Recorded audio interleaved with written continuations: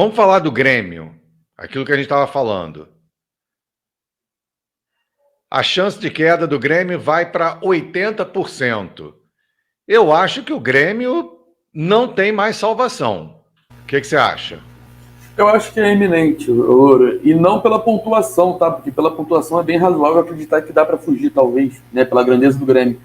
Mas dos últimos jogos, né, que o Grêmio tem a disputar no Brasileirão, ele enfrenta o Flamengo, no Sul, claro.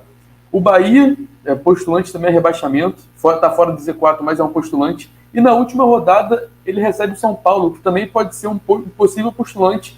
Na última rodada está brigando pela zona, né, para fugir da zona. Então, assim, é muito difícil. Eu acho que o clube grande, e até vale uma ressalva em relação a Botafogo, né, sobre voltar. Vamos dar um exemplo aqui. Um Sport, Bahia, Atlético Goianiense, esses clubes, quando brigam para não cair, eles brigam com uma pressão bastante diferente do que em relação ao time grande. Então, assim, eu acho que multiplica ainda mais a dificuldade de um gigante do futebol nacional ao lutar contra o rebaixamento, sabe? Assim como o apoio da torcida é muito importante, a torcida levanta o time, né, pela sua grandeza e pela força da torcida, a pressão em cima de um trabalho para fugir dessa situação é muito complicado. Então, também acho que isso acarreta um pouco na situação do Grêmio, que, na minha visão, é meio que é bem difícil nessa situação no final do campeonato. Eu estava conversando com um amigo meu ainda há pouco, antes da gente entrar começar a live. Ele é gremista, ex-jogador de futebol, que começou a carreira dele como jogador nas bases do Grêmio. Ele fez todas as divisões de base do Grêmio, mas ele fez a carreira dele basicamente. Ele veio para o Rio, atuou, se eu não me engano, no América e no Bangu, e depois foi para Portugal. Então é uma pessoa que vive o mundo do esporte, principalmente o mundo do futebol. E ele falou uma coisa para mim ainda há pouco assim: depois que o Renato saiu, virou uma bagunça. Depois que o Renato saiu, virou uma bagunça. Aí eu falei para ele, mas será que o Renato não saiu porque percebeu que já estava virando bagunça? Aí ele falou, não, porque tinham muitos jogos ainda para acontecer. Foi logo no início do Campeonato Brasileiro, se eu não me engano, né? E desandou. Apesar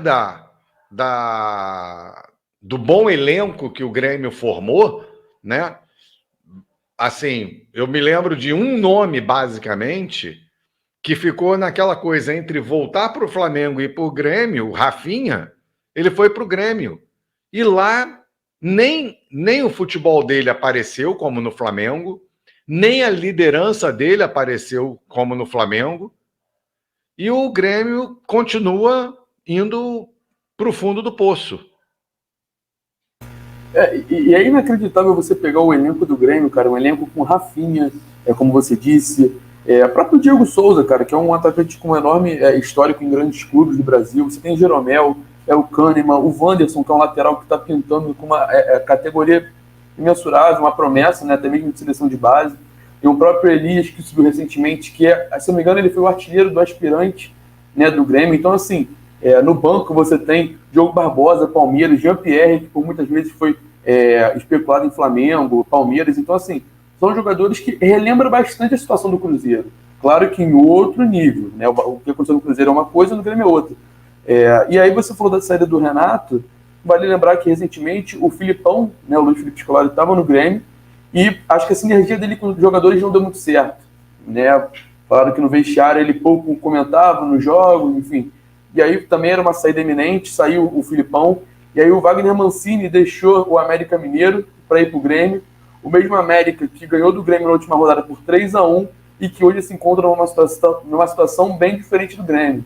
O América hoje ele é o 9º colocado do Brasileirão e não tem mais chances de cair para a Série B. Então, assim, você vê que tem algo de errado, né? Um cara que aceita, topa esse desafio, né? Então, são vários motivos, né? Você tem o VP de futebol do Grêmio dando declarações que deixam o torcedor super irritado nas redes sociais. Então, acho que é a mistura de capítulos que deixa essa novela ainda mais interessante, triste para o torcedor gremista, é claro. Bruno, bom retorno.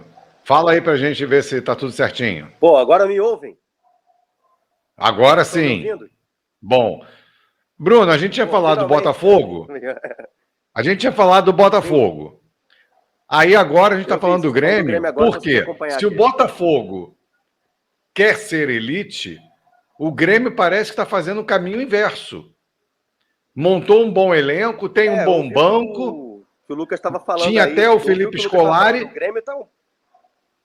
O Grêmio Oi? tá parecendo muito a história do Cruzeiro mesmo, né? Com um bom time, um time que tem uma torcida forte, um elenco que não era para estar nessa situação, né? Mas está de ladeira abaixo, vamos botar assim, né? Sim. E só para, já que você falou do Botafogo, quanto à elite, eu acho que o Botafogo ainda tem que remar um pouquinho, sim. Ele está se reestruturando, entendeu?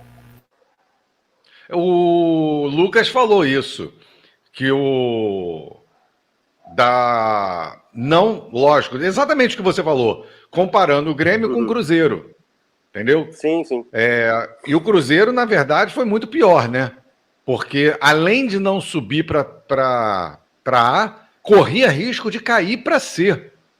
Aí Sim, seria fora um o endividamento. desastre total, porque hoje em dia eu não acredito mais em virada de mesa.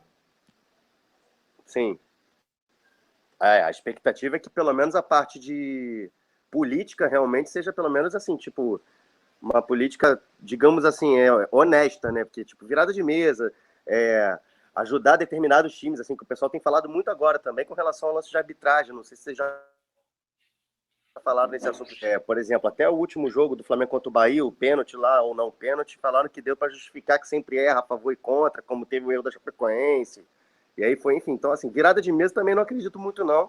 Espero que pelo menos, assim, façam as coisas corretas, né? Que mereça quem mereça, né? Que suba quem mereça e que caia quem não fizer por onde, né? Você falou do pênalti, né? Desculpa se eu desviei do assunto, que eu cheguei agora de novo, mas Não, mas é isso mesmo.